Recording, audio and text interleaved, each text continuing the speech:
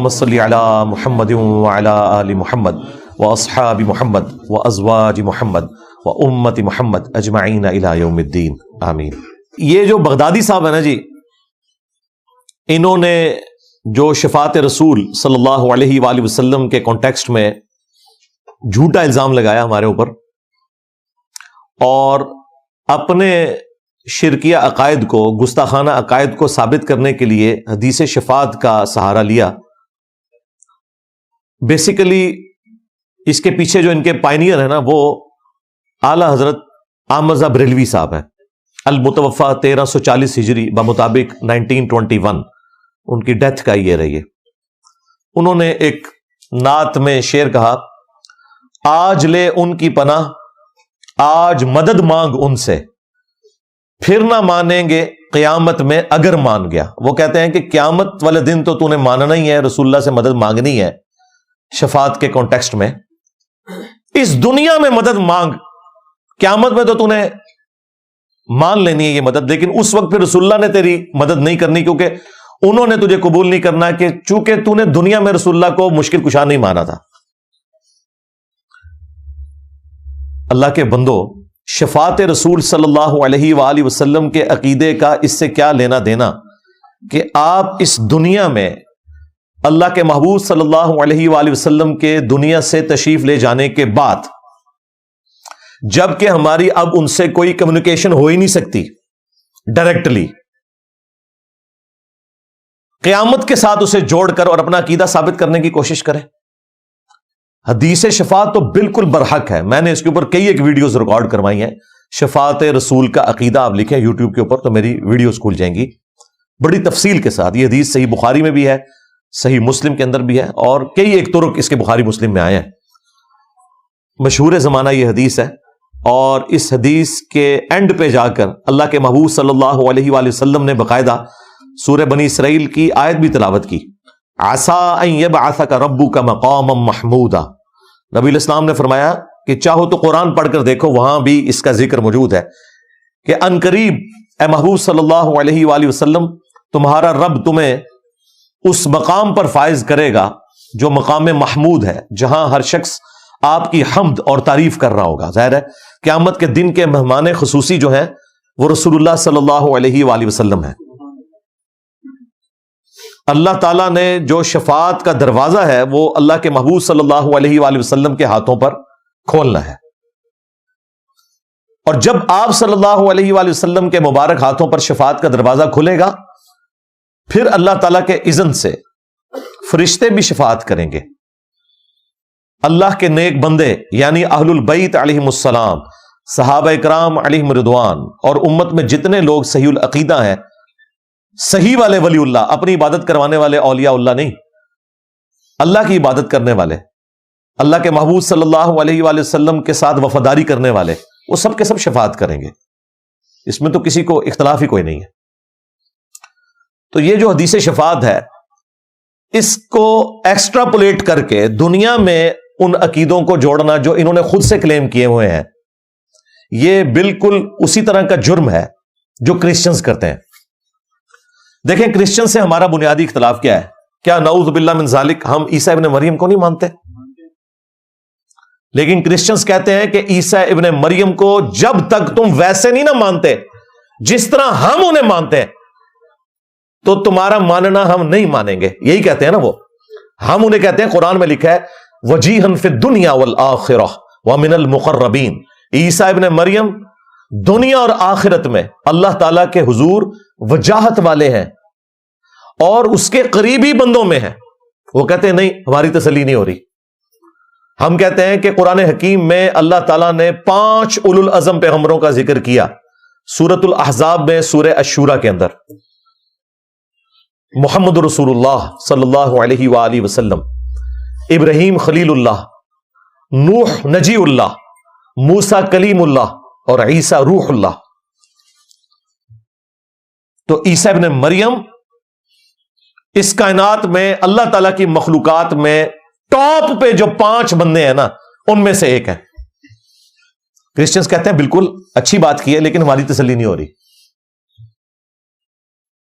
ہم کہتے ہیں کہ عیسیٰ ابن مریم وہ ہستی ہیں کہ جنہیں اللہ تعالیٰ نے بغیر باپ کے پیدا کیا. ان کو اور ان کی والدہ کو کہا کہ تمام جہان والوں کے لیے ہم نشانی بنا رہے ہیں. وہ کہتے ہیں بہت اچھی بات ہے, لیکن ہماری تسلی نہیں ہو رہی. ہم کہتے ہیں کہ عیسیٰ ابن مریم وہ ہیں جنہیں اللہ تعالیٰ نے اپنی روح قرار دیا. یہاں روح سے مراد اللہ کی مخلوق ہے, لیکن عیسیٰ ابن مریم اللہ تعالیٰ کی خاص روح ہے, کیونکہ وہاں پر ان کے باپ والا ایلیمنٹ مسنگ تھا, وہ ماں سے پیدا ہوئے ہیں, اس لیے ان کی روح کو اللہ تعالیٰ نے خاص اپنی طرف منسوب کیا. ویسے تو آدم علیہ السلام میں بھی اللہ کی روح ہے, تمام اولاد آدم میں اللہ کی روح ہے. اللہ کی روح سے مراد اللہ کی پیدا کردہ مخلوق روح. جس طرح ہم اللہ کے بندے ہیں, اس طرح روح بھی اللہ کی مخلوق ہے. اللہ کے لیے تو کوئی مثال ہی نہیں, لیس کمثلہ شیء وہو السمیع البصیر, اللہ کی مثل کوئی شے نہیں ہے. تو لہذا وہ روح اللہ کی روح سے مراد یہ نہیں کہ اللہ کی کوئی اپنی اندر کوئی روح ہے, نعوذ باللہ من ذالک. اللہ کی مثل تو کوئی شے نہیں ہے. تو ہم کہتے ہیں عیسیٰ روح من ہے, وہ کہتے ہیں نا ہماری تسلی نہیں ہو رہی. ہم کہتے ہیں عیسیٰ ابن مریم وہ ہیں کہ جو اللہ کے اذن سے مردوں کو زندہ کر دیتے تھے, لا علاج مریضوں کو شفا دے دیتے تھے, حتیٰ کہ مٹی کی مورت بنا کر اس میں پھونک مارتے تھے, وہ پرندہ بن جاتی تھی. اس سے بڑا تو کوئی معجزہ نہیں ہو سکتا. وہ کہتے ہیں اچھی بات ہے, آپ مانتے ہیں, لیکن ہماری تسلی نہیں ہو رہی. اب کرسچنز کی تسلی اس وقت تک نہیں ہونی جب تک کہ آپ عیسیٰ ابن مریم کو اللہ کا بیٹا نہ کہہ لیں, یا نعوذ باللہ من ذالک انہیں ڈیوینٹی میں کلیم کر کے اللہ ہی نہ کہہ لیں. کیتھولک کہتے ہیں وہ اللہ کے بیٹے ہیں, پروٹیسٹنٹ کہتے ہیں وہ اللہ ہی ہے. جب تک ہم یہ نہ کہہ لیں کرسچنز کی تسلی نہیں ہونی. تو مجھے بتائیں, ہم نے کرسچنز کی تسلی کروانی ہے, انہیں خوش کرنا ہے, یا ہم نے اللہ تعالیٰ کے احکامات کی روشنی میں وہ عقیدے اڈاپٹ کرنے ہیں جو اللہ تعالیٰ نے سکھائے ہیں, جو عیسیٰ ابن مریم نے سکھائے ہیں, جو محمد رسول اللہ نے سکھائے ہیں صلی اللہ علیہ وآلہ وسلم. ہم نے ان کے دین کے اوپر چلنا ہے یا اللہ تعالیٰ کے بتائے ہوئے دین کے اوپر چلنا ہے؟ اللہ تعالیٰ کے بتائے ہوئے دین کے اوپر چلنا ہے. وہاں پر ہمارے یہ بریلوی اور شیعہ علماء بھی, ان کی پبلک بھی کہے گی کہ نہیں کرسچنز جو ہے نا یہ اب لمٹ کراس کر رہے ہیں, ہم عیسیٰ ابن مریم کو مانتے تو ہیں لیکن اس طرح کا نہیں مانتے. یعنی کہ میری زبان میں ہم عیسیٰ ابن مریم کو مانتے ہیں لیکن ویسا نہیں مانتے جیسا کہ کرسچنز ہم سے منوانا چاہتے ہیں. بس رسول اللہ صلی اللہ علیہ وآلہ وسلم کو ہم سب کچھ مانتے ہیں لیکن ویسا ماننے کے لیے تیار نہیں جو بریلوی ہم سے منوانا چاہتے ہیں. ہم وہ مانیں گے جو خود رسول اللہ نے ہمیں تعلیم کیا ہے. دیکھا کتنا بڑا پھکا دیتا میں صلی اللہ علیہ وسلم. جیسے ہی کہنا آپ نبی علیہ السلام کو نہیں مانتے, ان کو آپ عیسیٰ ابن مریم کو نہیں مانتے. اگ لا دو, انہوں نے کہا ہی اگ لاؤ تاکہ انہوں نے پتہ لگے. وہ کہیں نہیں ہم عیسیٰ علیہ السلام کو مانتے ہیں, ان کو مانو اللہ کا بیٹا. کہیں گے نہیں یہ نہیں ہم مانتے. کیوں نہیں مانتے؟ نہیں اللہ تعالیٰ نے منع کیا ہے. ہاں, لقد کفر الذین قالوا ان اللہ هو المسیح ابن مریم, بے شک وہ لوگ کھلا کفر کر رہے ہیں جو کہہ رہے ہیں کہ عیسیٰ ابن مریم ہی اللہ ہے. وقال المسیح, جبکہ مسیح تو خود یہ کہا کرتے تھے یا بنی اسرائیل, اے اولاد یعقوب, اے بنی اسرائیل, اعبدوا اللہ ربی و ربکم, عبادت کرو اس رب کی جو میرا بھی رب ہے اور تمہارا بھی رب ہے. انہ من یشرک باللہ فقد حرم اللہ علیہ الجنہ, یاد رکھنا بے شک جو کوئی اللہ تعالیٰ کے ساتھ شرک کرے گا اللہ نے اس پہ جنت حرام کر دی ہے. وَمَأْوَاهُ النَّارُ, اور اس کا ٹھکانہ ہے جہنم کی آگ. وَمَا لِلظَّالِمِينَ مِنْ أَنصَارٍ, اور وہاں ان ظالموں کا کوئی مددگار نہیں ہوگا. اللہ تعالیٰ تو اپنے عقائد میں بالکل واضح ہے, اور عیسیٰ ابن مریم کی صفائی اللہ نے خود پیش کی ہے کہ کرسچنز نے ان کی طرف غلط عقیدے منسوب کیے ہیں. انہوں نے تو خطبہ دیا تھا کہ میں بھی اللہ کا بندہ ہوں. صحیح بخاری میں حدیث ہے, دیکھنا میری شان کو اس طرح بلند نہ کرنا جس طرح کرسچنز نے عیسیٰ ابن مریم کو بڑھا دیا. میں اللہ کا بندہ اور اس کا رسول ہوں, مجھے اللہ کا بندہ اور اس کا رسول ہی کہنا. محمدن عبدہ و رسولہ. تو اللہ کے محبوب صلی اللہ علیہ وآلہ وسلم نے بالکل واضح دین امت کو دیا ہے جو قرآن و سنت کے اندر آیا ہوا ہے. ہم نے نہ اس میں کوئی چیز ایڈ کرنی ہے نہ اس میں سے کوئی چیز مائنس کرنی ہے. لہذا ہمیں یہ دھونس لگانا، ایک چیز کو لے کے دوسری چیز ثابت کرنے کی کوشش کرنا، یہ تو ظالموں اسی طریقے سے ہے کہ کوئی شخص قرآن سے آیت اٹھائے کہ حضرت آدم علیہ السلام کو فرشتوں نے سجدہ کیا، تو چونکہ محمد رسول اللہ امام الانبیاء ہیں صلی اللہ علیہ وآلہ وسلم، ہم بھی انہیں سجدہ کر سکتے ہیں، تو مجھے بتائیے یہ ایکسٹراپولیٹ ہو سکتا ہے عقیدہ؟ ہم کہیں گے بھائی اس وقت جائز تھا۔ اب ابو داؤد اٹھا کے دیکھو، نبی علیہ السلام نے تو صحابی کو ڈانٹ دیا اور کہا جب میں فوت ہو جاؤں گا تم میری قبر سے گزرو گے، کیا وہاں پر بھی مجھے سجدہ کرو گے؟ ان کا نہیں یا رسول اللہ۔ فرمایا پھر مجھے کیوں سجدہ کر رہے ہو؟ اگر میں سجدہ جائز سمجھتا تو بیویوں سے کہتا کہ اپنے خاوندوں کو سجدہ کریں اس حق کے سبب جو اللہ نے دیا۔ تو ہم ایکسٹراپولیٹ نہیں کر سکتے اس طریقے سے۔ یہ تو اسی طریقے سے ہے کہ کوئی شخص کہ قرآن میں لکھا ہوا ہے یو فون، لکھا ہوا ہے قرآن میں یو فون، ایک تو آپ کا موبائل نیٹ ورک ہے نا یو فون، لیکن قرآن والا یو فون اور ہے اور یہ mobile network Ufone اور ہے۔ قرآن میں مسقالہ بھی لکھا ہوا ہے، ہاں مسقال ذرۃ خیر یرا، ہاں لیکن قرآن میں مسقال اور ہے اور جو یہ مسقال ہے موبائل والی یہ اور ہے۔ تراویح ثابت ہو گئی جی۔ ظاہر ہے جب قرآن و سنت سے کوئی چیز ثابت نہ ہو تو تراویح سے وی بن جاتا ہے نا، جب 20 نہ ثابت ہو رہا ہو تو تراویح۔ اس طرح چیزیں نہیں بھائی ثابت ہوتی ہیں، علم کی دنیا ہے، یہاں آپ کو دلائل سامنے رکھنے پڑیں گے، مقدمہ پیش کرنا پڑے گا۔ شفاعت رسول صلی اللہ علیہ وآلہ وسلم برحق ہے، اس کو نہ ماننے والا گمراہ ہے، بد مذہب ہے، جہنمی ہے۔ لیکن شفاعت رسول کا عقیدہ ایکسٹراپولیٹ کر کے آپ دنیا میں فرشتوں کو، پیغمبروں کو، جنوں کو یا بزرگوں کو مدد کے لیے پکارنا شروع کرتے ہیں۔ تو قرآن میں کئی جگہ پہ آیا ہے، سورۃ الاحقاف میں تو اس کا کلائمیکس ہے کہ جن ہستیوں کو یہ پکار رہے ہیں قیامت والے دن وہ ہستیاں ان کی دشمن ہو جائیں گی اور کہیں گی کہ ہمیں تو پتہ ہی نہیں تھا یہ ہمیں پکارا کرتے تھے۔ عبد القادر جیلانی نہیں کہہ دینا کہ من تو پتہ ہی کوئی نہیں سی کہ اے بغدادی کہتا جی چھڑ دو بچ عبد القادر پہ گیا جے، عبد القادر نے روح کھو لی، ہو گیا بغدادی تو نال بغدادی لاندا رہا، بغداد والے تو پتہ ہی نہیں سی کہ میرے بات کیا کر دے رہے ہو میرے نال۔ عبد القادر دیا میں گلاں سناواں اپنے بابے دیاں تے تواں پٹھا کر کر ماراں، میں تو اللہ دی قسم ڈردا ہاں جیڑیاں گلاں بابے غوث پاک نے فرمائیاں۔ آپ دا ایک مرید ہو گیا فوت، ہن سنو، فرماتے ایک بندہ فوت ہو گیا تو اس کی قبر میں جب فرشتے اس کو عذاب دینے لگے نا گر سے، تو بابا اور چلے گئے قبر۔ ہن مرزا جیلمی بولے گا او جی غوث پاک کہاں سے چلے گئے؟ ایک کتے دے دماغ میں جو پاؤنک تو سوا ککھ نہیں آؤں، کتے دے دماغ میں جو پاؤنک تو سوا ککھ نہیں آؤں، ککھ نہیں آؤں کہ کیسے یہ قبر سے نکلے گئے۔ بابے اور فرمانے ہیں بھائی وہ مرید تھا میرا غوث پاک، تو میں نے اپنے رب سے کہا پروردگارہ نسبت میری ہے انہوں چھڑ دے، تو اللہ پاک نے فرمایا یہ گل بڑی لمبی ہے میں وچوں حذف کر رہا ہوں۔ اللہ پاک نے ارشاد فرمایا فرشتیوں ہٹ جاؤ پیچھے، عبد القادر وچ پہ گئے۔ اللہ اکبر۔ تو بزرگوں کو بدنام ان لوگوں نے کروایا ہے، ان کی طرف غلط چیزیں منسوب کر کے۔ اللہ کے محبوب صلی اللہ علیہ وآلہ وسلم کی شفاعت کے عقیدے کو اس طرح ایکسٹراپولیٹ کرنا کہ آج لے ان کی پناہ، آج مدد مانگ ان سے، اللہ کے بندو ڈر جاؤ، ان چیزوں کا کیا لینا دینا شفاعت رسول کے عقیدے کے ساتھ صلی اللہ علیہ وآلہ وسلم۔ صحیح بخاری اور صحیح مسلم دونوں میں حدیث موجود ہے، صلح حدیبیہ کے موقع پر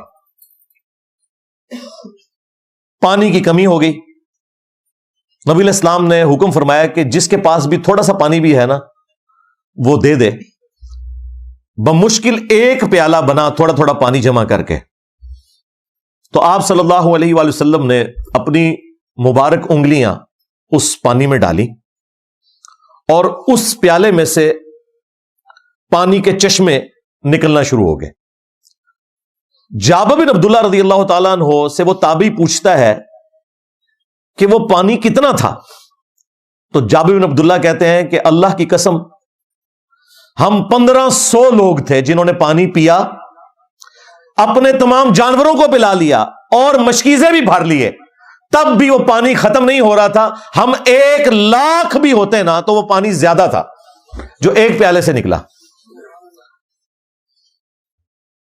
اسی کانٹیکسٹ میں ایک اور حدیث ہے صحیح مسلم میں کہ ایک دفعہ ایک سفر کے دوران کھانے پینے کی قلت ہو گئی تو سیدنا عمر نے رسول اللہ سے ریکویسٹ کی صلی اللہ علیہ وآلہ وسلم، یا رسول اللہ ہم نے کچھ پانی تھوڑا سا جمع کیا ہے اور تھوڑا سا کھانا ہے، تو آپ ذرا اس میں برکت کی دعا فرما دیں، کیونکہ حضرت عمر کو پتا تھا کہ نبی علیہ السلام جب برکت کی دعا کریں گے تو وہ تھوڑا سا پانی بھی سب کے لیے کفایت کر جائے گا، اور وہ کفایت کر گیا، کیونکہ انہوں نے صلح حدیبیہ کا منظر دیکھا تھا کہ ایک پیالہ 1500 صحابہ ان کے جانوروں کو بھی کفایت کر گیا اور انہوں نے سٹور بھی کر لیا۔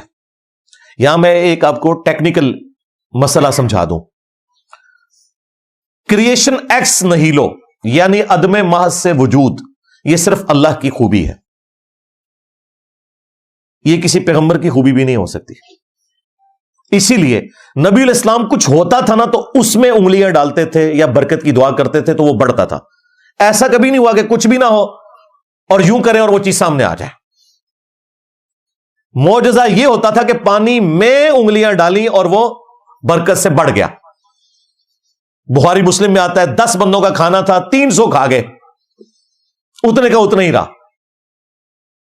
لعاب دہن ڈالا نبی صلی اللہ علیہ وآلہ وسلم نے اور دعائے برکت فرمائی اس کھانے کے اوپر۔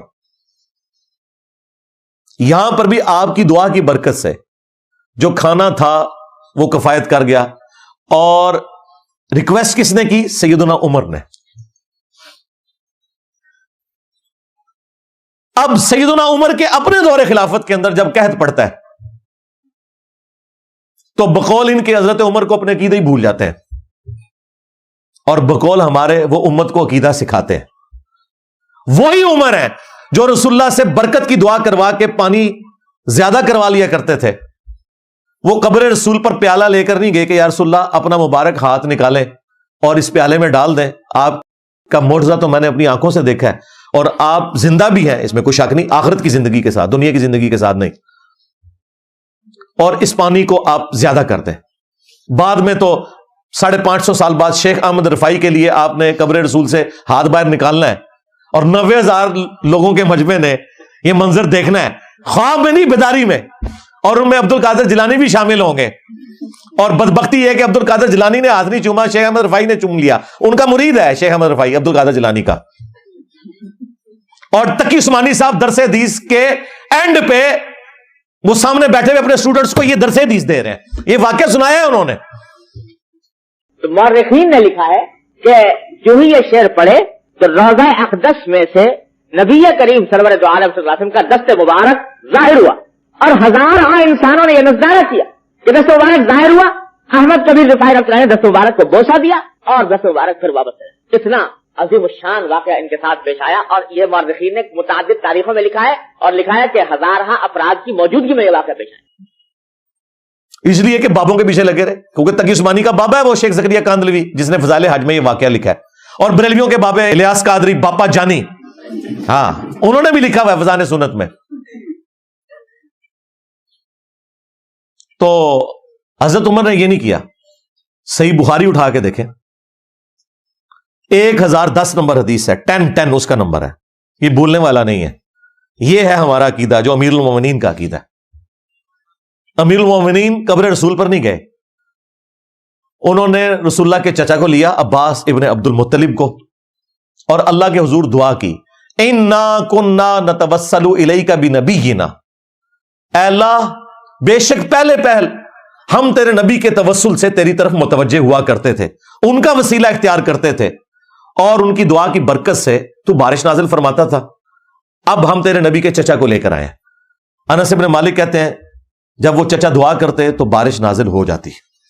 اس سے سیدنا عمر نے عقیدہ دیا کہ صحیح وسیلہ شخصی، صحیح توسل یہ ہے کہ کسی نیک آدمی سے جب وہ دنیا کی زندگی میں موجود ہو جا کر دعا کروانا، جو آخرت کی زندگی میں جا چکا ہے اس کے ساتھ آپ نے کمیونیکیشن نہیں کرنی۔ یہ وہ دین ہے جو بخاری اور مسلم میں ہے، اور ایک وہ دین ہے جو جعلی روایتوں کے اندر ہے جو ان کے بزرگوں نے گھڑی تھی۔ وہ کہتے ہیں جی حافظ ابن کثیر بھی لے آئے، جی حافظ ابن کثیر نے کوئی سند ہی نہیں بیان کی اس واقعے کی۔ سورۃ النساء کی آیت نمبر 64، وَلَوْ أَنَّهُمْ إِذْ ظَلَمُوا أَنفُسَهُمْ ہم جاؤک، جب اپنی جانوں پر ظلم کرو تو اللہ کے نبی علیہ السلام کے حضور حاضر ہو جاؤ، پھر وہ تمہاری شفاعت کریں گے، تمہارے لیے استغفار کریں گے، اور تم اللہ تعالیٰ کو غفور رحیم پاؤ گے۔ وہ کہتے ہیں جی اس کے تحت تو آج بھی قبر رسول کے اوپر آپ جا کے نا دعا کروا سکتے ہیں۔ جی ابن کثیر نے لکھا، ابن کثیر نے ایک بے سند کسی عرابی کا واقعہ لکھ دیا، وہ یہ اٹھائے پھرتے ہیں۔ سند کے ساتھ بھی المصنف ابن ابی شیبہ میں موجود ہے کہ حضرت عمر کے دور میں جب قحط سالی ہو گئی تو ان کے جو فائنانس منسٹر تھے مالک الدار، وہ کہتے ہیں کہ جی ایک عرابی آیا حضور کی قبر پہ، کہا کہ جی قحط سالی ہے یا رسول اللہ امت کے لیے دعا کریں۔ تو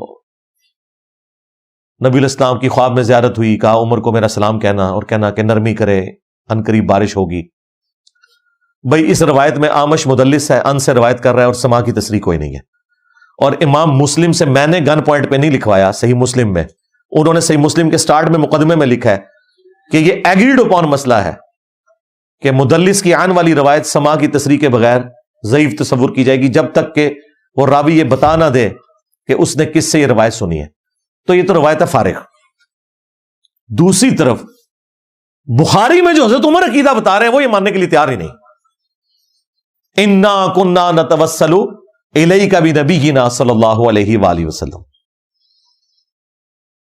جی ساڑیاں دیساں بھی آئے نا گواچ گیا نے، امام بخاری نے جان بوجھ کے کٹ دیتی ہیں تاکہ انجینئر صاحب بعض زیادہ مذاق اڑان۔ اللہ کے بندو، قرآن و سنت کی تعلیمات بالکل واضح ہیں، اب تم نے نہیں ماننا تو تمہاری اپنی مرضی ہے۔ قرآن و سنت کی تعلیمات یہ ہیں جو میں آپ کو بتا رہا ہوں۔ حضرت عمر نے امت کو عقیدہ بتا دیا کہ رسول اللہ کی وفات کے بعد آپ ان کی قبر پہ جا کے ان سے مانگ نہیں سکتے۔ حضرت عمر کو کیا شفاعت رسول کا نہیں پتا تھا؟ حضرت عمر کو یہ نہیں پتا تھا کہ نبی علیہ السلام کی دعا کی برکت سے تھوڑا پانی کفایت کر جاتا ہے زیادہ لوگوں کے لیے؟ سب کچھ پتا تھا، لیکن انہیں یہ پتا تھا کہ اگر یہ عقیدہ میں نے منسوب کیا تو یہ تو نبی علیہ السلام نے تعلیم ہی نہیں فرمایا۔ قیامت والے دن نبی صلی اللہ علیہ وآلہ وسلم کی بارگاہ میں مجرم بن جاؤں گا، تو ہمارا عقیدہ وہ ہے جو امیر المومنین کا عقیدہ ہے، سیدنا عمر کا رضی اللہ تعالیٰ عنہ علیہ السلام۔ باقی اس حوالے سے جو بعض لوگوں نے یہ مشہور کیا کہ جی صحابہ کرام جب دنیا میں تھے وہ تو نبی علیہ السلام سے جا کے دعا کروا لیا کرتے تھے، تو وَلَوْ أَنَّهُمْ إِذْ ظَلَمُوا أَنفُسَهُمْ جَاءُوكَ کے تحت ہم لوگ پھر کدھر جائیں اگر آپ کہتے ہو کہ قبر پہ نہیں جا کے کر سکتے؟ سرکار یہاں بیٹھے، صحیح مسلم میں حدیث ہے، جو کوئی اذان کا جواب دے، اور یہ بخاری میں بھی اس کا کچھ حصہ حدیث کا موجود ہے، دعا تو بخاری میں آئی ہے، اذان کا جواب دے یعنی مؤذن والے کلمات کو ریپیٹ کرے، اس کے بعد مجھ پر درود شریف پڑھے اور پھر الوسیلہ والی دعا مانگے، جو جنت میں ایک مقام ہے اللہ تعالیٰ نے مجھے عطا فرمانا ہے، وہ جنت کا مقام بھی ہے اور مقام شفاعت بھی ہے۔ تو جو کوئی میرے لیے مقام وسیلہ کی دعا کرے گا میری شفاعت اس کے لیے قیامت والے دن حلال ہو جائے گی۔ تو الحمدللہ وَلَوْ أَنَّهُمْ إِذْ ظَلَمُوا أَنفُسَهُمْ جَاءُوكَ، پوری دنیا کے مسلمان اپنے گھر میں بیٹھے ہوئے روزانہ 5 اذانوں کا جواب دے کر اپنے لیے شفاعت واجب کروا سکتے ہیں، فارمولے تو موجود ہیں۔ تو یہ جو بلیک میل کرتے تھے جی نبی علیہ السلام نے بعد والوں کو کیا محروم چھوڑ دیا کہ بعد والے لوگ جو ہیں وہ نبی علیہ السلام کی شفاعت پھر کیسے مانگیں گے اگر قبر پہ حاضر نہیں ہوں گے؟ صحابہ کرام تو دعائیں کروا لیتے تھے، ہم کیا کریں گے؟ ہمیں نبی علیہ السلام نے وظیفہ تعلیم فرما دی ہے کہ تم نے اذان کا جواب دینا ہے، درود شریف پڑھنا ہے، الوسیلہ والی دعا مانگنی ہے، میری شفاعت آٹومیٹکلی تمہارے لیے حلال ہو جائے گی الحمدللہ۔ باقی قبر رسول سے مانگنا، اس پہ میری ایک تفصیلی ویڈیو ریکارڈ ہے، قبر رسول سے متعلق عقیدہ، گنبد خضرا سے متعلق عقیدہ، صحیح عقیدہ کیا ہونا چاہیے، قبر رسول کی حاضری کا طریقہ، یہ ساری کی ساری چیزیں میں نے الحمدللہ الگ سے ویڈیوز میں ریکارڈ کروا دی ہوئی ہیں، جسے شوق ہے تو وہ تفصیل کے لیے وہ والی ویڈیوز دیکھ لیں۔ یہ جو آیت ہے وَلَوْ أَنَّهُمْ إِذْ ظَلَمُوا أَنفُسَهُمْ جَاءُوكَ، اس سے اگلی آیت بھی ہے اور وہ ہے فَلَا وَرَبِّكَ لَا يُؤْمِنُونَ حَتَّى يُحَكِّمُوكَ، اے نبی مجھے تیرے رب ہونے کی قسم یہ کبھی بھی ایمان والے نہیں ہو سکتے جب تک کہ اپنے ہر معاملے میں تمہیں حاکم نہ مان لیں، اور پھر جو تم فیصلہ فرما دو اسے اپنے دل سے نہ مان لیں۔ یعنی صرف زبانی کلامی نہیں ماننا، اندر سے بھی ماننا ہے کہ جو نبی الاسلام نے میرے حق میں فیصلہ کیا ہے اگرچہ میرے خلاف بھی ہے وہ درست فیصلہ ہے، تو یہ مومن ہی نہیں ہو سکتے۔ اب مجھے بتائیے، اگر اس آیت سے کوئی یہ رزلٹ نکالنا شروع کر دے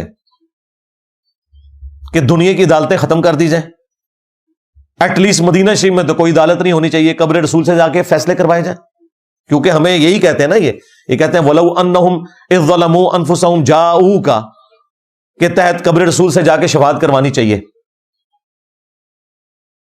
تو ہم کہتے ہیں بھائی اس کا کانٹیکسٹ قرآن میں موجود ہے کہ یہودی جو ہیں اور منافقین اسلام کے خلاف سازشیں کر رہے تھے، کئی کلمہ گو تھے جو اوپر سے مسلمان تھے اندر سے منافق تھے، وہ اپنے فیصلے طاغوت سے کرواتے تھے۔ تو اللہ تعالیٰ نے فرمایا کہ اب یہ جو لوگ طاغوت سے فیصلہ کروا چکے ہیں نا، اب جب تک آ کے آپ سے معافی نہیں نہ مانگتے اور آپ ان کے لیے دعائیں مغفرت نہیں کرتے نا، اس وقت تک ان کی بخشش نہیں ہونی، کیونکہ انہوں نے آپ کے ساتھ غداری کی ہے۔ یہ بات ہو رہی تھی، اس میں قبر رسول کہاں سے آ گئی؟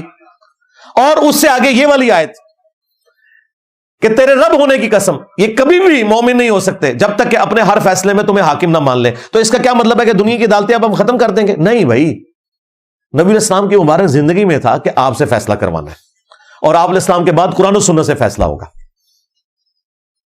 ورنہ سب سے پہلا اختلاف تو نبی علیہ السلام کی وفات کے بعد جو ہوا وہ سقیفہ بنی ساعدہ والا ہے۔ تو کیا حضرت ابوبکر اور حضرت علی نے خلافت کا فیصلہ قبر رسول سے کروایا جا کے؟ 6 مہینے تک ناراض رہے حضرت علی، بعد میں بیعت کر لی۔ کسی کو یہ وہم بھی نہیں آیا کہ بھئی قرآن میں لکھا ہوا ہے وَلَوْ أَنَّهُمْ إِذْ ظَلَمُوا أَنفُسَهُمْ جَاءُوكَ، یا لکھا ہوا ہے قرآن کے اندر کہ فَلَا وَرَبِّكَ لَا يُؤْمِنُونَ حَتَّى يُحَكِّمُوكَ، تو رسول اللہ سے جا کے فیصلہ کروا لیتے۔ انہیں پتا تھا کہ نبی الاسلام کی وفات کے بعد اب قبر رسول سے جا کے نہ ہم مانگ سکتے ہیں نہ آپ سے کوئی بات کر سکتے ہیں۔ بعد میں جنگ جمل کے لیے جب سیدہ عائشہ اسی حجرے سے نکل کے گئی ہیں تو نبی الاسلام نے تو قبر مبارک سے ہاتھ نہیں باہر نکالا۔ جنگ صفین کے موقع کے اوپر تحکیم کا مسئلہ ہوا ہے، کسی نے قبر رسول سے آ کے فیصلہ نہیں کروایا۔ اگر آپ سمجھتے ہیں کہ اس طرح آیات کو جنرلائز کرنا ہے، بعض آیات جنرلائز بھی ہیں لیکن بعض اسپیسیفک ہیں، آج کی ڈیٹ میں انہیں جنرلائز کرنا ہے تو قرآن و سنت کی روشنی میں فیصلہ کرنا ہوگا، نہ کہ قبر رسول پہ جا کے فیصلہ کروانا ہوگا۔ ہاں، آج رسول اللہ دنیا میں موجود ہوں، ہم اپنا چھوٹے سے چھوٹا مسئلہ، بڑے سے بڑا مسئلہ ڈائریکٹ رسول اللہ کے سامنے جا کے رکھیں گے، بالکل رکھیں گے۔ صحیح بخاری اور صحیح مسلم دونوں کے اندر حدیث موجود ہے، حضرت ابو ہریرہ کہتے ہیں کہ میں نبی صلی اللہ علیہ وآلہ وسلم سے جو سنتا تھا بھول جاتا تھا، میں نے آپ سے شکایت کی تو نبی صلی اللہ علیہ وآلہ وسلم نے فرمایا کون ہے جو آگے بڑھے اور میں اس کے لیے دعا کروں اور وہ کبھی نہ بھولے؟ تو کہتے ہیں سب سے پہلے میں آگے بڑھا، حضور نے کہا اپنی چادر ادھر کر، اور آپ نے یوں کر کے چادر میں رکھا اور کہا اسے اپنے سینے سے لگا لے۔ کہتے ہیں اللہ کی قسم اس کے بعد میں کوئی حدیث نہیں بھولا۔ میں علماء عرب اور وہابی علماء کی اس تقسیم کو نہیں مانتا جو وہ کہتے ہیں ما فوق الاسباب اور ما تحت الاسباب۔ میں کہتا ہوں کہ اللہ کے نبی علیہ السلام ما فوق الاسباب چیزیں بھی اللہ کے اذن سے دے سکتے ہیں جب دنیا میں موجود تھے۔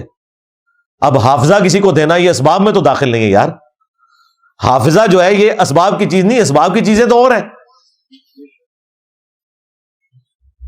معجزہ ظاہر ہوا، بخاری مسلم دونوں میں حدیث ہے، بارش نہیں ہو رہی تھی، ایک شخص کھڑا ہو گیا یا رسول اللہ دعا کریں بارش ہو، نبی الاسلام نے دعا فرمائی، جمعے کے خطبے میں وہ کھڑا ہوا، اتنی بارش ہوئی، صحابہ کرام کہتے ہیں کہ ہم جب گئے تھے تو بالکل آسمان خالی تھا، واپسی پہ اتنی بارش ہوئی کہ پورا ہفتہ بارش ہوتی رہی، حتیٰ کہ اگلے جمعے میں وہی شخص دوبارہ کھڑا ہو گیا کہ یا رسول اللہ بارش بہت زیادہ ہو گئی ہے، دعا یہ کریں کہ ہمارے گھروں پر بارش نہ ہو، ہمارے گھر ٹپکنا شروع ہو گئے، صرف ارد گرد کی زمینوں پہ بارش ہو۔ نبی علیہ السلام نے اپنے مبارک انگلیوں سے اشارہ کیا بادلوں کی طرف، بادل پھٹ گئے اور ارد گرد بارش شروع ہو گئی اور مدینے کے گھر جو ہے بارش سے محفوظ ہو گئے۔ تو رسول اللہ سے ہی جا کے عرض کریں گے۔ بخاری اور مسلم دونوں میں حدیث موجود ہے، غزوہ خیبر کے موقع کے اوپر مولا علی علیہ السلام کو رسول اللہ نے بلایا جب فتح نہیں ہو رہی تھی، کہا گیا وہ تو اشوب چشم کے مرض میں مبتلا ہے، آپ نے فرمایا کہ لے کر آؤ انہیں۔ آپ نے مبارک لعاب اپنی تھوک مبارک ان کی آنکھوں میں لگائی, شفا ہو گئی. وائرل ڈیزیز ہے, 15 سے 20 دن چاہیے ریکوری کے لیے, اسی ٹائم شفا ہو گئی. اور یہاں ہمیں شیعہ بتا رہے ہیں کہ رسول اللہ نے مولا علی کو مدد مانگی, اور ڈب مرو ہے. جس بندے کی آنکھیں نہیں کھل رہی تھیں, تھوک مبارک کی برکت سے اس کی آنکھیں کھلی ہیں, اس کا مشکل کشا رسول اللہ ہے یا وہ رسول اللہ کا مشکل کشا ہے؟ نسے تو ہے. دماغ بھی نہیں کام کرتا ان لوگوں کا. یہ تو مولا علی کے لیے اعزاز تھا کہ اللہ تعالیٰ نے اپنے محبوب صلی اللہ علیہ وآلہ وسلم کی مبارک دعا کی برکت سے انہیں شفا بھی دی اور ان کے ہاتھوں کے پر فتح ہوگی. تو آج کوئی بھی مسئلہ ہو ہم رسول اللہ کے پاس ہی جائیں گے. وہ صحیح بخاری میں بڑی مشہور حدیث ہے, نبی الاسلام نے ایک صحابی کو ایک کام سے بھیجا, واپسی پہ انہوں نے قلعے کی دیوار سے چھلانگ نیچے لگائی, پنڈلی کی ہڈی ٹوٹ گئی. انہوں نے اپنی پگڑی اتاری اور ٹانگ کو اس پگڑی کے کپڑے سے باندھ کر لنگڑاتے ہوئے نبی الاسلام کی خدمت میں حاضر ہوئے کہ یا رسول اللہ آپ کا کام کر دیا. آج کل تک کوئی ہوتا کہتا دیکھو تھوڑے پیچھے لت بھی پروا لی ہے میں, یہ نہیں کہا. نبی الاسلام نے کہا لنگڑا کے کیوں چل رہے ہو؟ کہا یا رسول اللہ وہ واپسی پہ پکڑے جانے کے خوف سے میں نے قلعے کی دیوار سے چھلانگ لگائی تو ہڈی ٹوٹ گئی. آپ نے فرمایا ادھر کر, سیدھی کی, اپنا مبارک ہاتھ پھیرا. وہ کہتے ہیں اللہ کی قسم میری ٹانگ ایسے ہو گئی کہ کبھی ٹوٹی نہیں تھی. اب یہ وہ معجزہ ہے جو فزیکل فینومینا آف نیچر کو توڑنے والا ہے. میڈیکلی یہ پاسبل ہی نہیں ہے کہ اتنے کم کیورنگ ٹائم کے اندر ہڈی بالکل ٹھیک ہو جائے. یہ معجزہ ہی تھا.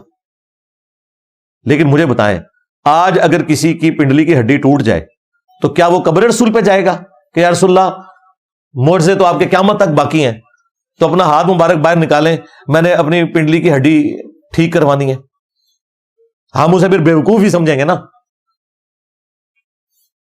اسے بتائیں گے کہ بھائی بخاری میں ہی لکھا ہوا ہے, حضرت عمر کہتے ہیں انا کننا نتوسل الیک بنبینا, اے اللہ پہلے ہم تیرے نبی کے توسل سے تیری طرف متوجہ ہوتے تھے, اب ان کی وفات کے بعد ان کے چچا کو لے کے آئے ہیں, ان کی دعا کی برکت سے بارش نازل فرما, بارش نازل ہو جاتی.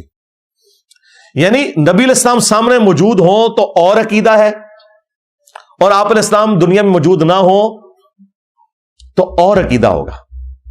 اسی لیے میں نے ایک دفعہ اپنی ایک ویڈیو میں جملہ بولا تھا کہ نبی علیہ السلام کی مبارک زندگی میں جب وہ دنیا میں تھے, زندہ تو آج بھی ہے آخرت کی زندگی کے ساتھ, جو عقیدت صحابہ کرام علیہم رضوان کی رسول اللہ کے ساتھ تھی, آج وہ عقیدت اگر آپ نے دیکھنی ہے نا تو یہ وہ عقیدت ہے جو بریلوی آپ سے ڈیمانڈ کر رہے ہیں.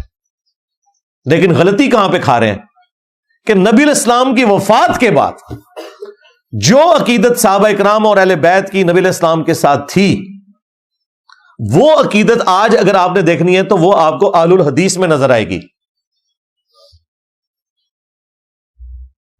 نبی علیہ السلام کے دنیا سے تشریف لے جانے کے بعد معاملات بالکل ڈیفرنٹ طریقے سے ہوں گے. بخاری اور مسلم میں ہے کہ صحابہ کرام نبی علیہ السلام کے وضو کا پانی نیچے نہیں گرنے دیتے تھے. بخاری اور مسلم میں ہے نبی علیہ السلام کا پسینہ مبارک صحابہ کرام عطر کے طور پر استعمال کرتے تھے, اپنی خوشبو میں ملایا کرتے تھے. لیکن کسی نے نبی علیہ السلام کی وفات کے بعد ان کی قبر کی مٹی نہیں لی, وہ نہیں چاٹی, پسینہ لیا, وضو کا ٹپکا ہوا پانی بھی لیا, تھوک مبارک بھی لی, قبر کی مٹی نہیں چاٹی. کیوں؟ انہیں پتا تھا کہ اب نبی علیہ السلام دنیا سے تشریف لے گئے. ہاں, اب قیامت کے دن جب نبی علیہ السلام پھر ہمارے سامنے آئیں گے, پھر ہم نبی علیہ السلام کے پاس ہی جائیں گے. تم جانا بازید بستامی کے پاس جس نے کہا تھا میرا جھنڈا محمد کے جھنڈے سے بڑا ہوگا, ہاں, اور محمد و تمام انبیاء میرے جھنڈے کے نیچے ہوں گے, ولی اعوذ باللہ تعالی. ہاں, تم اس کے جھنڈے کے نیچے جانا, ہم تو نبی علیہ السلام کے پاس ہی جائیں گے. تو شفاعت رسول کا عقیدہ صلی اللہ علیہ وآلہ وسلم, اس کا اس توسل, وسیلہ یا استعانت یا استمداد کے مسئلے کے ساتھ کوئی لینا دینا نہیں ہے. یہ دو بالکل الگ چیزیں ہیں. اس طریقے سے آپ چیزوں کو ملانا شروع کر دیں گے تو دین کی پوری عبارت ہی دھڑم سے گر پڑے گی. یہ آپ کے خود ساختہ نظریات ہیں. آج میرا ٹاپک نہیں ہے وسیلہ اور توسل کے اوپر, ورنہ میں اس کے اوپر تفصیلی گفتگو کرتا, وہ الگ سے میری ویڈیوز ریکارڈ ہیں. آپ یہ 4 ویڈیوز تو میری ضرور دیکھیں. نمبر 1, دعا صرف اللہ ہی سے, اس کے اوپر میرا ریسرچ پیپر بھی ہے. نمبر 2, توحید سے متعلق 10 دھوکے، یہ اسی قسم کے جو یہ دھوکے دیتے ہیں 10 ہیں، 5 احادیث سے دیتے ہیں اور 5 قرآن کی آیات سے، وہ میں نے 10 کے 10 دھوکے بیان کیے ہیں۔ نمبر 3، وسیلے کے نام کے اوپر دھوکہ بازی۔ وسیلے کو ہم بھی مانتے ہیں لیکن وہ والا وسیلہ جو تعلیم کیا گیا ہے۔ اور نمبر 4، مجھے اپنے بعد تم سے شرک کا خوف نہیں، جو یہ کہتے ہیں شرک ختم ہو چکا ہے، شرک ختم ہو چکا ہے۔ تو یہ علی اللہ جو کہتے ہیں نصیریہ شام کے اندر، کیا یہ یہودیوں کا کوئی فرقہ ہے؟ شیعہ سے نکلا ہوا فرقہ ہے نا، شیعہ خود بھی اسے کافر سمجھتے ہیں۔ تو اگر شرک ختم ہو گیا تو یہ علی اللہ کیوں کہہ رہے ہیں؟ عیسیٰ اللہ یا عزیر اللہ نہیں کہہ رہے، علی اللہ کہہ رہے ہیں۔ ہاں تو آپ کی ڈاکٹرن تو مر گیا۔ ہاں یہ کہتے تھے نا شرک ختم ہو گیا، تو مسلمانوں کا ایک گروہ جو کفر اختیار کر گیا علی اللہ کہہ کے، تو اگر آپ کی بات مان لی جائے تو پھر شرک تو ختم ہو جانا چاہیے تھا۔ اور یہاں پہ جو حنفی قادیانی بھائی ہیں آپ کے، ہاں قادیانی بغیر رفع الیدین کے نماز پڑھتے ہیں۔ ہاں ہم رفع الیدین کریں تو یہ کہتے ہیں ان قریب قادیانی ہو جائیں گے۔ ہاں اوے قادیانی تو تھوڑے پر آ جائے، حنفی دیوبندی، حنفی بریلوی، حنفی قادیانی، وہ بغیر رفع الیدین کے نماز پڑھتے ہیں۔ جاؤ ان کی عبادت گاہ میں جا کے دیکھ لو، ان کے تو اس وقت کے خلیفہ نے خود ویڈیو میں کہہ دیا کہ ہم حنفی ہیں۔ We follow generally Imam Abu Hanifa's fatwa were very largely accepted by the Ummah, and unless we find reasons to disagree with him, we would generally follow the Fiqh Hanafiya. Investigate personally directly. The overbearing principle should be that you follow Hazrat Imam Abu Hanifa. This is the entire attitude of Jamaat Ahmadiyya. تو یہاں پہ جو حنفی قادیانی فرقہ، انہوں نے رسول اللہ کے ساتھ شرک نہیں کیا ایک جھوٹی نبوت کلیم کر کے؟ الحمدللہ قرآن و سنت اپنے دلائل کے اندر بالکل واضح ہے۔ کوئی شخص بھی اس طریقے سے اس میں داخل ہونے کی کوشش کرے اور اپنے بزرگوں کے نظریات کو قرآن و سنت بنا کے پیش کرے گا تو بچے گا نہیں اللہ کے فضل سے۔ بالکل موتیوں کی طرح ایک ایک چیز کھول کے سامنے رکھ دیں گے اور بتائیں گے یہاں پہ انہوں نے دھوکہ دیا آپ کو، یہ بات کچھ اور تھی، انہوں نے آپ کو کچھ اور کہہ کے بتائی۔ اب میرے بھائیوں ایک بڑی مشہور حدیث ہے جسے یہ اکثر کوٹ کرتے ہیں، صحیح بخاری اور صحیح مسلم دونوں میں حدیث ہے، اور اس کا ایک ٹکڑا یہ بیان کرتے ہیں۔ نبی علیہ السلام نے فرمایا کہ اللہ دیتا ہے، میں تقسیم کرتا ہوں، واللہ معطی انا قاسم۔ اس پہ اعلیٰ حضرت نے ایک شعر لکھ دیا، رب ہے معطی، یہ ہے قاسم، رزق اس کا ہے، کھلاتے یہ ہیں۔ ان اعلیٰ حضرت کو کوئی پوچھے کہ اے رزق وچ کتوں آ گیا، وہ کہتے ہیں جو ہم رزق کھا رہے ہیں نا، یہ نبی علیہ السلام کے ذریعے اللہ تعالیٰ تقسیم فرما رہا ہے دنیا میں۔ یہ حدیث پوری پڑھتے اس کے اوپر امام بخاری نے باب باندھا ہوا ہے۔ نبی علیہ السلام نے فرمایا اللہ تعالیٰ جس کے ساتھ بھلائی کا ارادہ فرماتا ہے اسے دین کی فقہ، سمجھ بوجھ، ٹرو انڈرسٹینڈنگ عطا فرما دیتا ہے، اور دیتا اللہ ہے، میں تو صرف تقسیم کرتا ہوں۔ یعنی یہ جو دین ہے نا یہ اللہ کی طرف سے آتا ہے، میں صرف تقسیم کرنے والا ہوں، میں اللہ کا ریپریزنٹیٹو ہوں۔ باقی اللہ جس کے ساتھ بھلائی کا ارادہ فرمائے گا نا اسے اس دین کی سمجھ عطا فرما دے گا، میرا کام تو صرف دین پہنچانا ہے۔ بالکل واضح بات تھی۔ ہم کہتے ہیں دین کے معاملات میں ہم یہی کہتے ہیں کہ اللہ اور اس کا رسول بہتر جانتے ہیں، انہوں نے ہی سکھانا ہے۔ آپ کہتے ہو نہیں بابے بہتر جانتے ہیں، لیکن جہاں پہ تکوینی امور آئیں گے، تقدیر سے متعلق چیزیں آئیں گی، وہاں پہ نبی علیہ السلام نے کبھی یہ چیز تعلیم نہیں کی۔ اس کے لیے آپ صحیح مسلم اٹھا کے دیکھیں، نبی صلی اللہ علیہ وآلہ وسلم کے سامنے ایک شخص نے خطبہ دیا اور اس میں اس نے الفاظ بولے، من یطع اللہ ورسولہ فقد رشد، جو اللہ اور اس کے رسول کی اطاعت کرے وہ کامیاب ہو گیا، ومن یعصہما، اور جس نے ان دونوں کی نافرمانی کی، فقد غوا، تو بے شک وہ بہک گیا۔ پرفیکٹ جملہ تھا، کوئی خامی نہیں تھی اس جملے میں، کوئی آؤٹ آف کانٹیکسٹ نہیں تھا۔ جو اللہ اور اس کے رسول کی اطاعت کرے وہ کامیاب ہو گیا، جو ان دونوں کی نافرمانی کرے وہ گمراہ ہو گیا۔ لیکن نبی علیہ السلام نے اس جملے کو سن کے اپنے جلال کا اظہار فرمایا، بئس الخطیب انت، کتنا برا خطیب ہے تو، تجھے چاہیے تھا تو کہتا ومن یعص اللہ ورسولہ فقد غوا، جو اللہ اور اس کے رسول کی نافرمانی کرے وہ گمراہ ہوا. تو نے یہ کیوں کہا کہ جو ان دونوں کی نافرمانی کرے؟ اس صحابی کے دماغ میں کوئی کیڑا نہیں تھا کہ وہ آگے سے کہتا نہیں یا رسول اللہ میں نے آپ کو اللہ کا بندہ مانا ہے, میں نے آپ کا عطائی مانا ہے, اللہ کا ذاتی مانا ہوا ہے, آپ کا محدود مانا ہوا ہے, اللہ کا غیر محدود مانا ہوا ہے. اس دماغ میں اس طرح کا فطور نہیں تھا. جملہ بالکل کریکٹ تھا, لیکن نبی علیہ السلام امام الموحدین ہے صلی اللہ علیہ وآلہ وسلم, انہیں پتا تھا کہ اس چیز کو کوئی مس یوز کر سکتا ہے. کانٹیکسٹ بالکل درست تھا. جب ایک دفعہ بات کر لیں, بلکہ یہ تو عموماً جملے کا عیب ہوتا ہے کہ جب آپ ایک بات کو ریپیٹ کریں اسے دوبارہ ریپیٹ کریں. جب اس نے کہہ دیا نا جو اللہ رسول کی اطاعت کرے وہ کامیاب ہو گیا اور جو ان دونوں کی نافرمانی کرے ناکام ہوا, تو جملہ تو کانٹیکسٹ میں کلیئر ہے کہ ان دونوں سے مراد اللہ رسول وہ پہلے علیحدہ کر چکا تھا, لیکن نبی علیہ السلام نے کہا دوبارہ علیحدہ کر. اور یہاں کہتے ہیں جی ہک ہے ہک ہے ہک ہے, جڑا ہک کی ڈھوں آکھے وہ کافر و مشرک ہے. او بھائی جڑا ڈھوں کی ہک آکھے وہ کافر و مشرک ہے. ہاں تعلیمات میں ایک ہے, تعلیمات میں ایک کیا, ہم تو اس سے بھی بڑھ کر کہتے ہیں من یطع الرسول فقد اطاع اللہ, جس نے رسول کی اطاعت کی اس نے اللہ کی اطاعت کی. لیکن ان معاملات میں ہک ہے نہیں ہے. ابو داؤد میں یہ مسلم کی حدیث آگے بھی چلتی ہے, اس میں تو الفاظ ہیں نبی علیہ السلام نے کہا قم اذهب, اٹھ نکل جائے ادھر سے. یعنی اتنا غصہ نبی علیہ السلام کا. وَإِنَّكَ لَعَلَىٰ خُلُقٍ عَظِيمٍ, پھر بھی آپ سے یہ برداشت نہیں ہوا. آپ نے کہا اٹھ, اس ٹائم تو اپنی شکل دور کرنا مجھ سے کہ تو نے جملہ کیوں بولا کہ جو ان دونوں کی نافرمانی کرے. پھر مسند احمد میں ایک حدیث ہے, الادب المفرد میں امام بخاری لے کر آئے. ایک صحابی نے نبی علیہ السلام کے سامنے کہا یا رسول اللہ صلی اللہ علیہ وآلہ وسلم ما شاء اللہ وشئت, جو اللہ چاہے اور جو آپ چاہیں. آپ نے فرمایا اجعلتنی للہ ندہ اجعلتنی للہ عدلا, یہ دونوں الفاظ ہیں. کیا تو نے مجھے اللہ کے مقابلے پہ کھڑا کر دیا؟ وہ آگے سے کوئی بریلوی ہوتا یا شیعہ ہوتا تو وہ کہتا نہیں یا رسول اللہ آپ کو بات سمجھ نہیں آئی ہے, میں تو اللہ کی اطاعت سے ہی مان رہا ہوں. آپ کا وہ محدود اور غیر محدود, مستقل بالذات غیر مستقل بالذات, عطائی اور ذاتی کے فرق کے ساتھ بات کر رہا ہوں.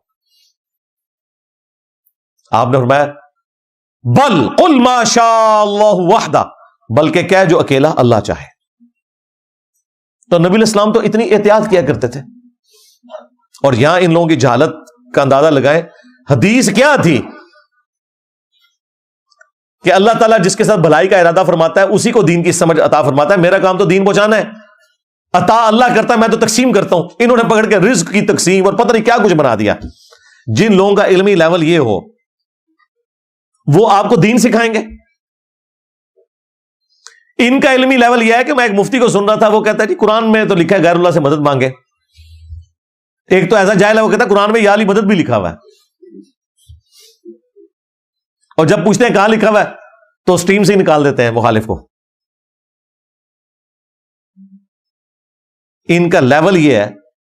وہی مفتی کہتا ہے جی قرآن میں لکھا ہے کہ آپ صبر اور نماز سے مدد چاہو. جی بالکل لکھا ہوا ہے, یا ایھا الذین آمنوا استعینوا بالصبر والصلاۃ, اے اہل ایمان مدد چاہو نماز اور صبر کے ذریعے سے. آگے بھی پڑھنا ان اللہ مع الصابرین, بے شک اللہ تعالیٰ صبر کرنے والوں کے ساتھ ہے. وہ کہتے ہیں دیکھیں نماز اور صبر یہ غیر اللہ ہے, اور قرآن کہہ رہا ہے ان کی مدد چاہو. قرآن میں یہ نہیں لکھا ان کی مدد چاہو, اس سے مدد چاہو. اس سے کس کی مدد؟ اللہ کی. ان اللہ مع الصابرین. نہیں نہیں نہیں یہ نہیں تو اور کیا ہے؟ المدد یا نماز, المدد یا صبر. یہ تو تم بھی نہیں کہتے ہو. کس مسجد میں لکھا ہوا ہے بریلویوں کی یا شیعہ کی المدد یا نماز المدد یا صبر؟ عام مسلمان سے بھی پوچھے وہ کہے گا اس کا مطلب یہ ہے کہ صبر اور نماز وہ اعمال ہیں جن سے اللہ کی مدد ملتی ہے. المدد یا نماز کہاں سے ہو گیا؟ المدد یا صبر کہاں سے ہو گیا؟ یہ تو اللہ کی مدد کا ذکر تھا. ان لوگوں کا لیول صرف یہ ہے, ان لوگوں کا لیول یہ ہے کہ ہم کہتے ہیں ایاک نعبد و ایاک نستعین. یہ ہمیں آگے سے پتہ کیا کہتے ہیں جی امی سے روٹی مانگنا بھی شرک ہو گیا. اندازہ کرو, مفتی اکمل صاحب نے باقاعدہ کتاب میں یہ جملے لکھے ہوئے ہیں. امی سے روٹی نہ مانگے, یار کس نے کہا امی سے روٹی نہ مانگے آپ؟ اس کا ایاک نعبد و ایاک نستعین کے ساتھ کیا تعلق بن گیا؟ ایک اور جاہل آیا, وہ شیعہ کا عالم تھا, وہ کہہ رہا ہے کہ دیکھیں سورہ فاتحہ میں تو غیر اللہ کی مدد مانگی گئی ہے. آپ سن کے حیران ہو جائیں گے ان کا علمی لیول دیکھ کے. وہ کہتے ہیں شروع میں نہیں آیا الحمدللہ رب العالمین, تمام تعریفیں اللہ کے لیے ہیں جی. تو کہتے ہیں کیا ہم انبیاء کرام کی, اہل البیت کی, صحابہ کی تعریفیں نہیں کرتے ہیں؟ کرتے ہیں. تو یہ جو قرآن میں آیا تھا تمام تعریفیں اللہ کے لیے ہیں, اس کے تحت تو پھر کسی اور کی تعریف ہونی نہیں چاہیے تھی. اے بھی چکڑ دے بھیجے. آپ ان کا لیول دیکھ لیں. اور بھائی انبیاء کرام علیہ السلام, اہل البیت کی, انبیاء کی تعریف اللہ تعالیٰ نے خود کی ہوئی ہے, اور اس تعریف کا کوئی لینا دینا نہیں ہے اللہ کی جو تعریف ہم کرتے ہیں. کیا ہم انبیاء کی نماز پڑھتے ہیں, ان کے آگے جھکتے ہیں, ان کی عبادت کرتے ہیں؟ وہ تعریف اور ہے, یہ تعریف اور ہے. کہتے ہیں نہیں, چونکہ وہاں آیا تھا تمام تعریفیں اللہ کے لیے ہیں, اس کے تحت تو پھر کسی اور کی تعریف نہیں ہونی چاہیے تھی. اسی طریقے سے جب قرآن میں آیا ایاک نعبد و ایاک نستعین, تو پھر مدد بھی کسی اور کی نہیں ہونی چاہیے تھی, اور اگر کسی اور کی مدد ہے تو اس کا مطلب یہ ہے کہ آپ کو سمجھنے میں فرق لگا. بھائی فرق تو آپ کو لگا, آپ کے بزرگوں کو لگا. رکو ذرا, صبر کرو, آجا سمجھاتے ہیں تجھے. قرآن میں لکھا ہے وَتَعَاوَنُوا عَلَى الْبِرِّ وَالتَّقْوَى وَلَا تَعَاوَنُوا عَلَى الْإِثْمِ وَالْعُدْوَانِ. نیکی اور پرہیزگاری کے کاموں میں ایک دوسرے کی مدد کرو, اور برائی میں ایک دوسرے سے الگ رہو. قرآن میں لکھا ہوا ہے کہ امی سے جب بچہ روٹی مانگے تو امی روٹی دے, لیکن یہ نہیں لکھا ہوا کہ امی قبر میں چلی جائے اور قبر سے وہ روٹی نکال کے دے گی. یہ تو یہ کر رہے ہیں نا بھائی. آپ میرے سامنے ہیں, میں آپ کو کہتا ہوں مجھے پانی پلا دیں, بالکل درست ہے, لیکن آپ بغداد میں ہیں اور وہاں بھی قبر کے اندر ہے, اور میں کہتا ہوں کہ جی شیخ عبد القادر جیلانی 2 بوتلیں نیسلے دیا ذرا بھیجیو, نال ایک پیزا بھی. تو عبد القادر جیلانی نہیں بھیج سکتے بھائی, وہ قبر میں جا چکے ہیں. ہاں یہاں آپ کا کوئی دوست ہے, آپ اسے فون کر کے کہہ سکتے ہیں کہ جی فلاں دوست یہ بھجوا دے, بھیج دیں گے. اسباب کا کیا لینا دینا اس معاملے میں کہ آپ غائب میں کسی کو مدد کے لیے پکاریں؟ تو امی سے روٹی مانگنا کوئی شرک نہیں ہے. ظاہری اسباب آپ اختیار کریں گے, ایون بندہ سامنے بھی نہیں, ٹیلی فون پہ آپ کمیونیکیٹ کر سکتے ہیں تو ضرور کریں, منگوا لیں. لیکن اس کو آپ اس طریقے سے پریزنٹ کرنے کی کوشش کریں گے کہ اس سے یا علی مدد یا شیخ عبد القادر جیلانی مدد ثابت ہو جاتا ہے, تو اپنی عقل کا علاج کروائیں. مجھے بتائیں بارش کون برساتا ہے؟ اللہ. ڈیوٹی کس کی ہے؟ فرشتوں کی. اگر ہم فرشتوں سے بارش مانگیں گے تو مشرک ہو جائیں گے. کوئی مسلمان فرشتوں سے بارش نہیں مانگتا, اللہ سے مانگتا ہے. اگر اسباب کو آپ پکارنا شروع کر دیں گے تو شرک ہو جائے گا. فرشتے جن کی ڈیوٹیاں انہیں پکارنا شرک ہے, تو جن بابوں کی ڈیوٹیاں بھی کوئی ثابت نہیں ہے انہیں پکارنا شرک نہیں ہوگا؟ مدد کے لیے, ویسے محبت کے لیے پکار سکتے ہیں آپ, لبیک یا رسول اللہ کہیں, لبیک یا حسین کہیں, یہ محبت کے لیے, مدد کے لیے نہیں پکاریں گے. ہم نماز میں پکارتے ہیں السلام علیکہ ایھا النبی, اے نبی آپ پر اللہ کا سلام ہو, رحمتیں ہو, برکتیں ہو. یا رسول اللہ ہم کہتے ہیں, یا رسول اللہ سے کس کو چڑھا ہے؟ المدد کہیں گے کسی پیغمبر کے ساتھ, کسی فرشتے کے ساتھ, کسی جن کے ساتھ, کسی بزرگ کے ساتھ. تو یہ آپ نے اللہ کا حق چھین کے اسے دے دیا. سب سے بڑا اگر کوئی مشکل کشا ہے نا اسباب میں, سورج ہے. سورج کی وجہ سے دنیا میں موسم تبدیل ہوتے ہیں, سورج کی وجہ سے بارشیں برستی ہیں, سورج کی روشنی کی وجہ سے پودے اپنی خوراک تیار کرتے ہیں, ان پودوں کو ہم کھاتے ہیں, جانور کھاتے ہیں. یہ سارے کا سارا فوڈ کا سرکل سورج کی وجہ سے چل رہا ہے. سورج ختم ہو جائے کوئی بابا بھی سلامت نہ رہے پلانٹ ارتھ کے اوپر. یہ ساری کی ساری زندگی سورج کی برکت سے ہے. ہمیں کبھی وہم بھی ہوا ہے کہ ہم, آپ یہ دیکھ لیں آلموسٹ 2 ہفتے ہونے والے ہیں سورج نہیں نکل رہا, ہمارے جیل میں تو نہیں نکلا دھند کی وجہ سے. تو میں اب کیا کہوں گا, المدد کیا سورج, بادلوں سے باہر نکل آئے, ایسا تو نہیں کہہ سکتے کہ ٹھنڈ بڑھ رہی ہے, کہ گرمی کا موسم قریب آ رہا ہے, ہاں فرشتوں یہ پیغام دے دو. فرشتوں کو نہیں آپ پکار سکتے, بادلوں کو نہیں پکار سکتے, سورج کو نہیں پکار سکتے, اسباب کو آپ پکار ہی نہیں سکتے. ان لوگوں کا لیول دیکھیں کہ اسباب کو انہوں نے اپنا مشکل کشا سمجھا ہوا ہے, حالانکہ اسباب مشکل کشا نہیں, مشکل کشا مسبب الاسباب ہے. ہاں ظاہری اسباب جو ہیں جو اللہ تعالیٰ نے رکھے ہیں وہ تو آپ نے یوز کرنے ہیں. مثال کون سی اٹھاتے ہیں اور فٹ کہاں جا کے کرتے ہیں. اچھا میرے بھائیو, اس کانٹیکسٹ میں ایک اور حدیث ہے صحیح بخاری اور صحیح مسلم کے اندر, بڑی مشہور حدیث ہے, اور اس حدیث کے بارے میں نے اکثر ویڈیوز میں کہا ہے کہ یہ ایک حدیث 3 بنیادی عقیدے کلیئر کر دے گی کہ اس کے بارے میں ایک مسلمان کا کیا ایٹیچیوڈ ہونا چاہیے. یہ حدیث بخاری میں بھی ہے اور مسلم میں بھی کہ 70 صحابہ کو دھوکے سے شہید کر دیا کافروں نے, اور وہ 70 نبی الاسلام کے لائق ترین سٹوڈنٹس تھے, قراء تھے, قرآن جاننے والے تھے. اب جب انہیں شہید کیا تو جو ان کے امیر تھے عاصم بن ثابت انصاری رضی اللہ تعالیٰ عنہ علیہ السلام, انہوں نے شہید ہوتے ہوتے ایک دعا کی, اور دعا کے الفاظ تھے, اے اللہ ہمارے نبی کو ہمارے حال کی خبر کر دینا کہ ہم ان کے دین کے اوپر قائم ہیں اور ہم اپنے رب سے اس حال میں مل رہے ہیں کہ ہم اس سے راضی ہیں اور ہمارا رب ہم سے راضی ہے. اے اللہ ہمارے نبی کو ہمارے حال کی خبر کر دینا.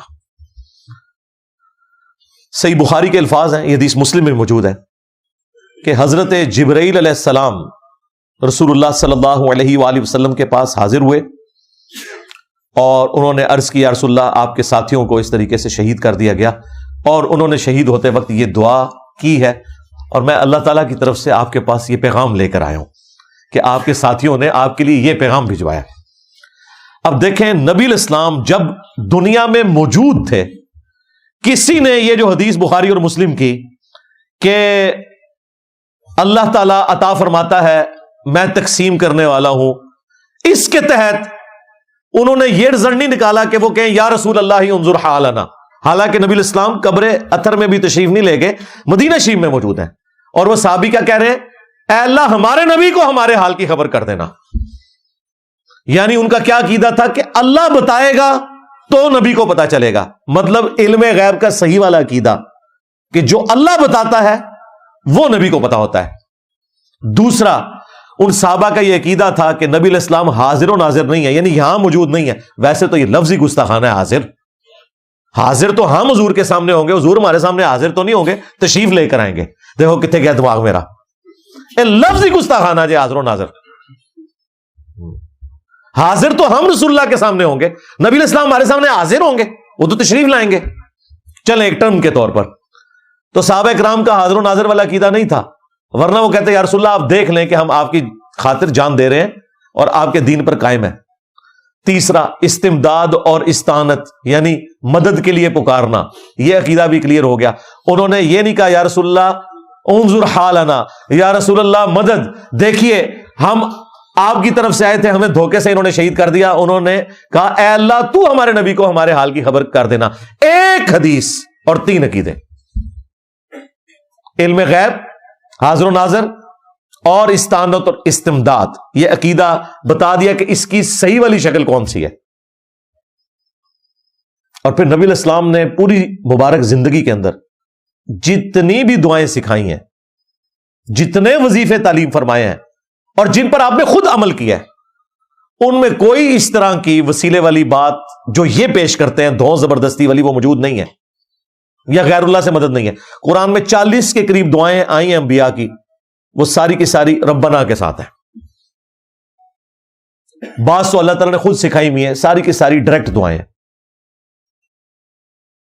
صحیح بخاری میں ابن عباس کہتے ہیں کہ تمہارے جد امجد ابراہیم خلیل اللہ کو جب آگ میں پھینکنے لگے تو انہوں نے پڑھا تھا حسبنا اللہ و نعم الوکیل, اور تمہارے نبی صلی اللہ علیہ وآلہ وسلم پر بھی جب کبھی مشکل اور پریشانی آتی تھی تو وہ کہتے تھے حسبنا اللہ و نعم الوکیل, ہم نے اللہ ہی پر بھروسہ کیا اور وہی بہتر کارساز ہے.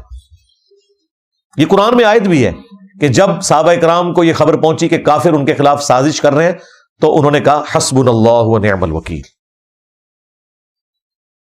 پھر جامعہ ترمذی میں ہے المستدرک للحاکم کے اندر اس کی صحیح سند موجود ہے, سنن نسائی الکبریٰ میں بھی, کہ نبی علیہ السلام کو جب کبھی بھی مصیبت اور پریشانی آتی تو آپ کیا دعا کرتے, یا حی یا قیوم برحمتک استغیث, اے خود سے زندہ ہر چیز کو تھامنے والے میں تیری رحمت کے ساتھ تیری مدد کا سوال کرتا ہوں. تو نبی علیہ السلام تو یہ تعلیم فرمایا کرتے تھے.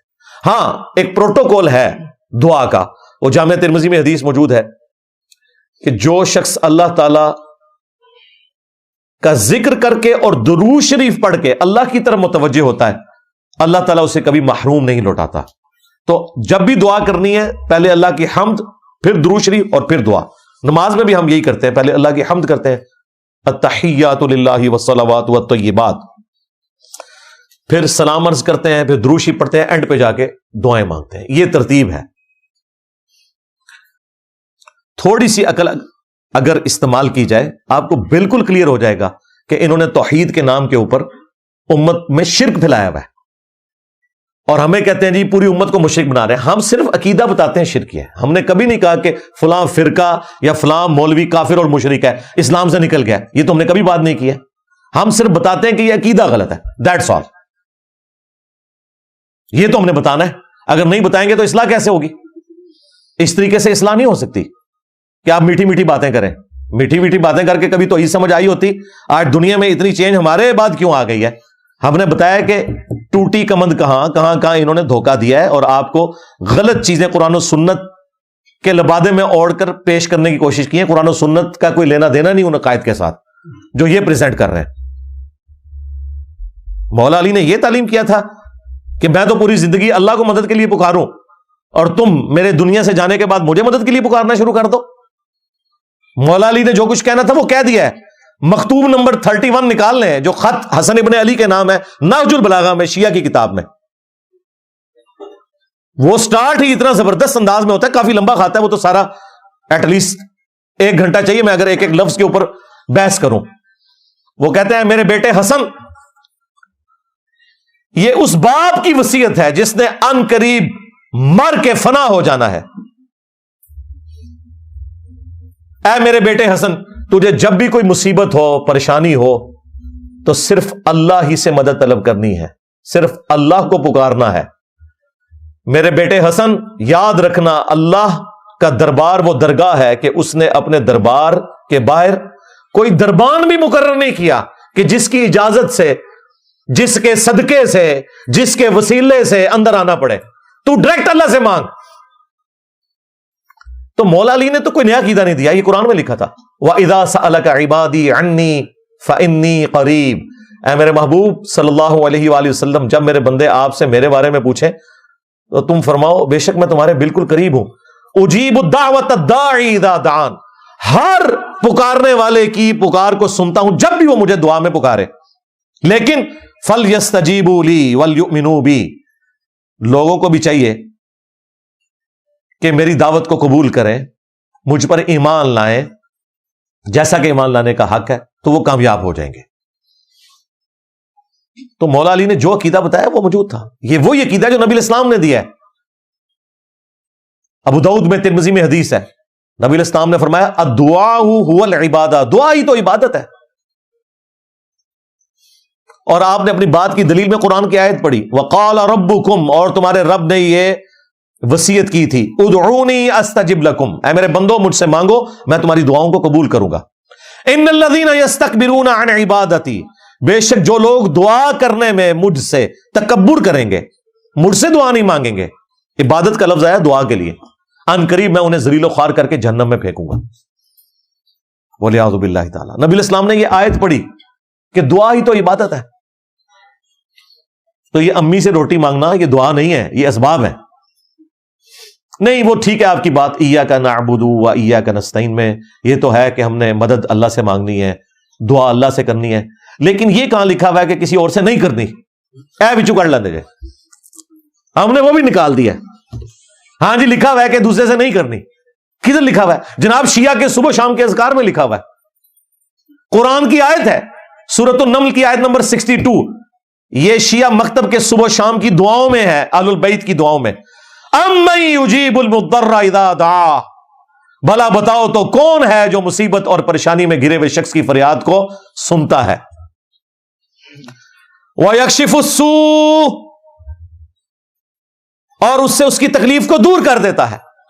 وَيَجْعَلُكُمْ خُلَفَاءَ الْأَرْضِ, اور تمہیں زمین پر اگلوں کا خلیفہ کرتا ہے. یعنی تمہارے ماں باپ مر جاتے ہیں تو انہی گھروں میں تم رہتے ہو, تم مر جاؤ گے تمہاری اولاد, لیکن اللہ کو موت نہیں آتی. زمین پر اگلوں کا خلیفہ کرتا ہے. الہ مع اللہ, کیا اللہ کے ساتھ کوئی اور معبود بھی ہے؟ قلیلا ما تذکرون، بہت کم ہی نصیحت حاصل کرتے ہو۔ اس آیت میں اللہ تعالیٰ نے واضح فرما دیا کہ جس کا یہ عقیدہ ہے نا کہ اللہ کے ساتھ کوئی اور شخص بھی مصیبت اور پریشانی میں اس کی دعا سن سکتا ہے، گویا اس نے اسے اپنا خدا مان لیا۔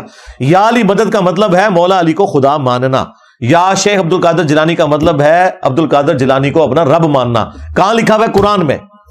الہ مع اللہ، کیا اللہ کے ساتھ کوئی اور الہ بھی ہے جس کی یہ کوالٹیز ہوں؟ قلیلا ما تذکرون، لیکن نصیحت بہت کم ہی حاصل کرتے ہو۔ اللہ نے پہلے ہی کہہ دیا نصیحت بہت کم لوگ حاصل کریں گے۔ تو قرآن اپنے عقیدہ توحید کے مقدمے میں بالکل کلیئر ہے۔